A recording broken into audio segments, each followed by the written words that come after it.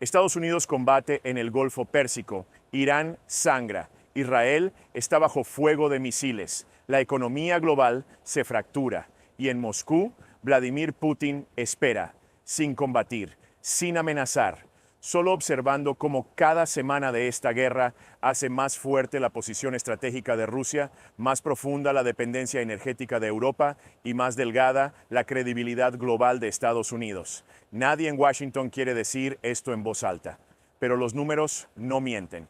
El mayor ganador de la guerra de Estados Unidos en el Golfo Pérsico no es Estados Unidos, no es Israel, es Rusia. Douglas Macgregor ha visto desarrollarse esta dinámica desde que cayó el primer misil. Y hoy explica exactamente cómo Putin terminó en el lado ganador de una guerra que nunca tuvo que combatir. General Macgregor ha dicho públicamente que si hay un beneficiario de esta guerra ahora mismo es Rusia. Es una afirmación notable. Explícame la lógica. ¿Cómo hace que Estados Unidos vaya a la guerra en el Golfo que Rusia salga ganadora? La lógica se vuelve clara en el momento en que dejas de mirar este conflicto de forma aislada y empiezas a verlo como una pieza de una competencia estratégica más amplia que lleva décadas desarrollándose. El problema estratégico fundamental de Rusia desde el fin de la Guerra Fría ha sido esta. Está rodeada por infraestructura militar estadounidense, enfrenta presión económica a través de sanciones y está excluida del mercado energético europeo, del que depende para sus ingresos por una combinación de hostilidad política y acuerdos alternativos de suministro que los gobiernos occidentales han estado construyendo desde 2014. Cada uno de esos problemas está siendo abordado por esta guerra y Rusia no tuvo que disparar un solo tiro para que ocurriera. Empecemos con la situación energética de Europa. Antes de que comenzara esta guerra, Europa ya estaba en una crisis energética causada por la ruptura con Rusia después de 2022. Los gobiernos europeos habían estado luchando por encontrar suministros alternativos, pagando precios premium por gas natural licuado de los Estados Unidos y otras fuentes, viendo cómo su base industrial se erosionaba bajo costos energéticos que eran 2, 3, 4 veces lo que había costado el gas ruso por gasoducto. Esta guerra ha cerrado ahora también el Golfo Pérsico. El estrecho de Hormuz está cerrado. El petróleo del Golfo está fuera de servicio. La alternativa a la energía rusa que los gobiernos europeos pasaron años construyendo ha sido perturbada ahora por una guerra que inició Estados Unidos. Europa está atrapada entre dos corredores energéticos cerrados simultáneamente y el único poder que puede resolver ese problema es Rusia. Putin ha estado esperando exactamente este momento. Ha estado observando cómo los gobiernos europeos le decían a sus poblaciones que la ruptura con Rusia era manejable, que existían alternativas, que el sacrificio valía la pena por Ucrania y por principios. Y ahora esas mismas poblaciones se enfrentan a facturas energéticas que están destruyendo su nivel de vida, cierres industriales que están costando empleos y una crisis de suministro que no tiene solución a corto plazo excepto la que implica reanudar la relación con Rusia que sus gobiernos les dijeron que había terminado. Hablemos de la dimensión política europea. Mencionaste que Putin ha estado esperando que los gobiernos europeos cambien. ¿Qué quieres decir con eso? ¿Y cómo acelera esta guerra ese proceso? Lo que Putin entiende y lo que creo que ha entendido con paciencia y claridad estratégica es que los gobiernos que llevaron a Europa al enfrentamiento con Rusia por Ucrania nunca fueron estables. Eran gobiernos que tomaron decisiones que sus poblaciones eventualmente rechazarían cuando el costo de esas decisiones se volviera innegable en la vida cotidiana. El gobierno alemán se comprometió con una transición energética lejos de Rusia, mientras simultáneamente eliminaba la energía nuclear. Esa combinación produjo costos energéticos que la industria alemana no puede sostener de manera competitiva. La manufactura alemana, que es el motor de la economía europea, ha estado contrayéndose. Los votantes alemanes se han estado moviendo hacia partidos que cuestionan la sabiduría del enfrentamiento con Rusia, que cuestionan la lógica del sacrificio energético y que preguntan por qué Alemania debería soportar enormes costos económicos por un conflicto en Ucrania que la mayoría de los alemanes nunca apoyó con entusiasmo. El AfD en Alemania ha pedido explícitamente la restauración de las relaciones energéticas con Rusia. Movimientos políticos similares están ganando terreno en Francia, en Italia, en Austria, en Hungría, que ya está efectivamente fuera del consenso anti-Rusia. Lo que ha hecho esta guerra en el Golfo es acelerar dramáticamente el calendario de ese cambio político. Cada semana que los precios energéticos europeos se disparan porque el Golfo Pérsico está cerrado, es una semana que la presión política sobre los gobiernos europeos pro-estadounidenses y anti-Rusia se intensifica. Cada semana que las industrias europeas cierran o se reubiquen porque la energía es demasiado cara, es una semana que las poblaciones de esos países preguntan por qué sus gobiernos tomaron las decisiones que tomaron. Putin está viendo cómo la política europea se mueve en su dirección sin tener que hacer nada excepto mantener la posición de Rusia y esperar. La guerra en el Golfo está haciendo su trabajo político en Europa más rápido que cualquier cosa que él mismo pudiera haber ingeniado. Rusia y China han sido descritas como respaldando a Irán en este conflicto. ¿Qué están proporcionando exactamente? ¿Y qué obtienen a cambio? La relación Rusia-China-Irán en este conflicto es uno de los desarrollos estratégicos más significativos de toda la crisis y representa algo genuinamente nuevo en el panorama geopolítico. Estos tres países han tenido históricamente relaciones complicadas entre sí. Rusia y China tienen intereses en competencia en Asia Central. Irán y Rusia han competido por influencia en el Cáucaso y en Siria. Estos no son aliados naturales en ningún sentido simple, pero han sido llevados a una cooperación práctica más estrecha por el reconocimiento compartido de que el poder estadounidense, si no se controla, representa una amenaza existencial para cada uno de ellos individualmente. La cooperación con Irán durante esta guerra es específica y significativa. Rusia está proporcionando accesorios militares que están ayudando a Irán a optimizar sus sistemas de defensa aérea basándose en la experiencia rusa con los patrones de ataque estadounidenses e israelíes.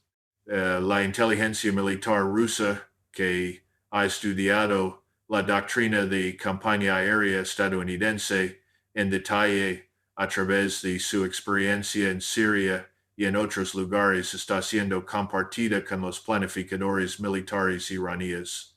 Esto le está dando a Irán una ventaja significativa para entender cómo defenderse contra el tipo de ataques que enfrenta. China está proporcionando componentes de misiles, sistemas de radar, tecnología de drones y los componentes electrónicos que Irán necesita para mantener y reemplazar su capacidad de ataque de precisión. Las rutas de suministro terrestres desde China a través de Asia Central hacia Irán están funcionando de manera continua y ni Rusia ni China permitirán la interdicción estadounidense de esas rutas sin consecuencias que Washington no está preparado para aceptar que obtienen Rusia y China a cambio. Varias cosas. Primero, obtienen una demostración de los límites del poder militar estadounidense que actualiza su propia planificación estratégica para posibles confrontaciones futuras. Cada debilidad que Irán expone en las capacidades de campaña aérea estadounidense, cada fallo de los sistemas de defensa antimisiles estadounidenses, cada restricción en las operaciones navales estadounidenses, va directamente a las bases de datos de planificación militar rusa y China.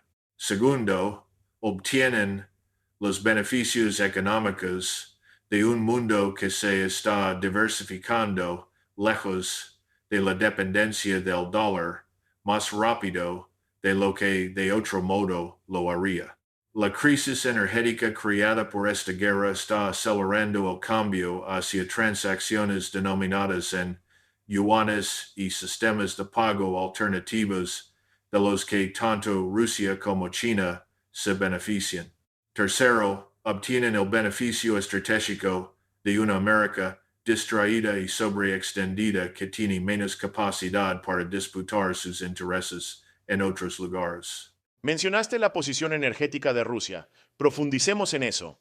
¿Cómo ayuda económicamente a Rusia el cierre del Golfo Pérsico? La economía aquí es directa y poderosa y opera a través de varios canales simultáneamente. El primero y más inmediato es el precio. Rusia vende petróleo y gas. Cuando el petróleo del Golfo queda fuera de servicio y la oferta global se reduce, los precios del petróleo suben. Rusia se beneficia de cada dólar de aumento en el precio del petróleo. El aumento del 21% en los precios del petróleo que ocurrió en marzo fue directamente a los ingresos de exportación rusos. Rusia está vendiendo menos petróleo a Europa de lo que lo hacía antes de 2022, pero lo está vendiendo a precios más altos a China, India, Turquía y otros compradores que están dispuestos a realizar transacciones fuera del sistema del dólar. La combinación de precios más altos y volumen sostenido hace que los ingresos energéticos rusos en este entorno sean significativamente mejores de lo que predijeron los arquitectos de las sanciones occidentales. El segundo canal es la posición de mercado. Antes de 2022, Rusia suministraba aproximadamente el 40% del gas natural de Europa a través de gasoductos. Esa relación fue cortada y Europa se apresuró a construir acuerdos de suministro alternativos. Esos acuerdos alternativos eran caros e imperfectos, pero funcionaron lo suficientemente bien como para permitir que los gobiernos europeos mantuvieron la posición política de que la ruptura con Rusia era sostenible. El cierre del Golfo Pérsico ha demostrado ahora que no lo es. La alternativa a la energía rusa no está disponible de manera confiable. La garantía de seguridad estadounidense que se suponía debía proteger las cadenas de suministro de la energía del Golfo ha fracasado. Los gobiernos europeos están ahora en la posición de haber rechazado la energía rusa por razones políticas y de que la alternativa garantizada por los estadounidenses falla simultáneamente. El único camino lógico para la seguridad energética de Europa que no implica décadas de doloroso ajuste es la restauración de alguna forma de la relación con Rusia. Putin lo sabe. No está exigiendo que los gobiernos europeos vengan a él, simplemente está manteniendo la posición de Rusia y esperando que la realidad política europea fuerce la conversación. Y esta guerra está haciendo esa conversación inevitable mucho más rápido de lo que habría ocurrido de otra manera. ¿Qué hay de la posición de Rusia en el sur global más amplio? ¿Ha cambiado esta guerra la forma en que se percibe a Rusia en los países en desarrollo? La guerra ha mejorado dramáticamente la posición de Rusia en lo que llamamos el sur global. Y esta es una de las consecuencias más significativas y menos discutidas de todo el conflicto. Rusia se ha estado posicionando durante años como un país que respeta la soberanía de otros estados, que no impone condiciones políticas a las relaciones económicas y que representa una alternativa al orden internacional dominado por Occidente que muchos países en desarrollo han experimentado como extractivo y coercitivo. Ese posicionamiento se ha complicado por la guerra en Ucrania, que dio a los gobiernos occidentales motivos genuinos para argumentar que Rusia misma estaba violando la soberanía y la integridad territorial de un vecino. Pero la guerra en el Golfo ha cambiado significativamente esa narrativa. Lo que los países en desarrollo están observando es que los Estados Unidos bloquean unilateralmente una vía marítima internacional. Atacan a una nación soberana sin autorización del Consejo de Seguridad de la ONU e imponen perturbaciones económicas a todo el mundo en persecución de objetivos que sirven a los intereses de un gobierno extranjero específico. Los países del sur global, muchos de los cuales han experimentado la intervención militar estadounidense, las sanciones impuestas por los estadounidenses, la prisión estadounidense para alinearse con las preferencias de política exterior de Washington, están observando esto y sacando conclusiones que favorecen la narrativa de Rusia sobre la de Estados Unidos. Rusia se está posicionando como uno de los países que está resistiendo el unilateralismo estadounidense, que está apoyando el derecho de Irán a resistir, que está trabajando para mantener el tipo de orden internacional en el que los países más pequeños y medianos no están simplemente sujetos al diktat estadounidense. Ese posicionamiento está resonando en África, en América Latina, en el sur y el sudeste de Asia, de maneras que darán forma a la política internacional durante años. Putin está ganando la competencia narrativa en el sur global de maneras que importan para la configuración a largo plazo del poder internacional, y lo está haciendo en gran medida porque Estados Unidos se está comportando exactamente de la manera en que la narrativa de Rusia sobre Estados Unidos dice que se comporta. Si Rusia está ganando estratégicamente, ¿cómo es realmente el objetivo final de Putin? ¿Qué quiere y le está dando esta guerra lo que busca?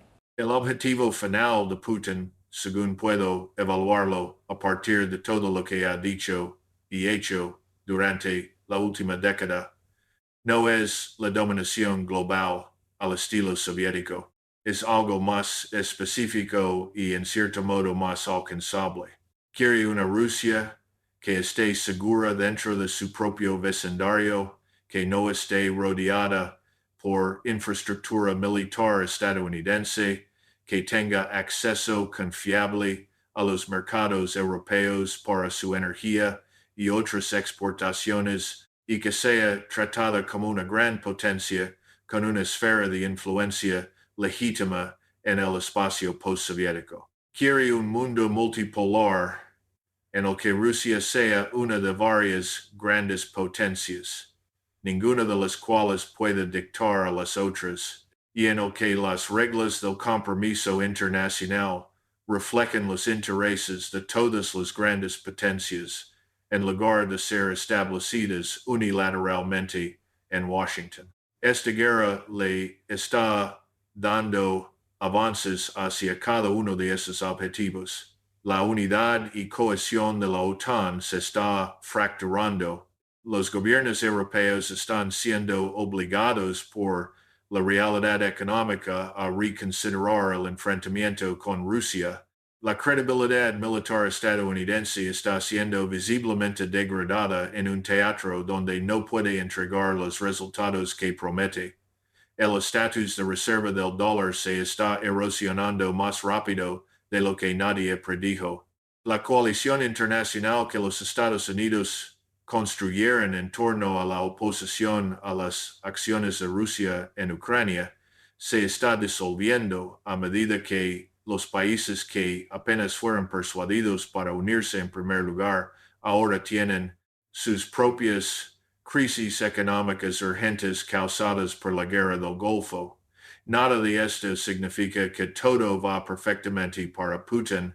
Rusia enfrenta sus propias presiones económicas, sus propios desafíos demográficos, sus propias restricciones políticas.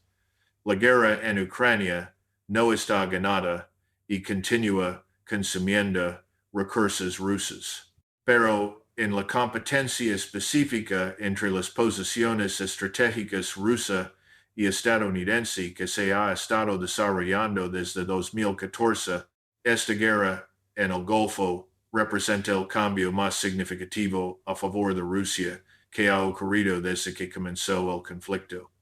Putin no planeó esto, no podría haberlo planeado, pero ha posicionado a Rusia para aprovecharlo con una paciencia y coherencia estratégica que contrasta marcadamente con la operación militar estadounidense impulsiva y mal planificada que creó la oportunidad. Si Rusia está ganando estratégicamente, ¿cómo es realmente el objetivo final de Putin? ¿Qué quiere y le está dando esta guerra lo que busca? La relación entre Estados Unidos y Rusia va a estar determinada principalmente por lo que Estados Unidos aprenda de esta experiencia y honestamente no estoy seguro de cuánto aprendizaje va a ocurrir. La lección que necesita aprenderse es esta. Rusia no es un problema que pueda resolverse mediante presión militar, estrangulamiento económico y aislamiento político. Rusia es una gran potencia con intereses legítimos en su propia región, preocupaciones de seguridad legítimas sobre la infraestructura militar estadounidense en sus fronteras y la capacidad militar y económica para sostener una posición de resistencia indefinidamente contra la presión estadounidense.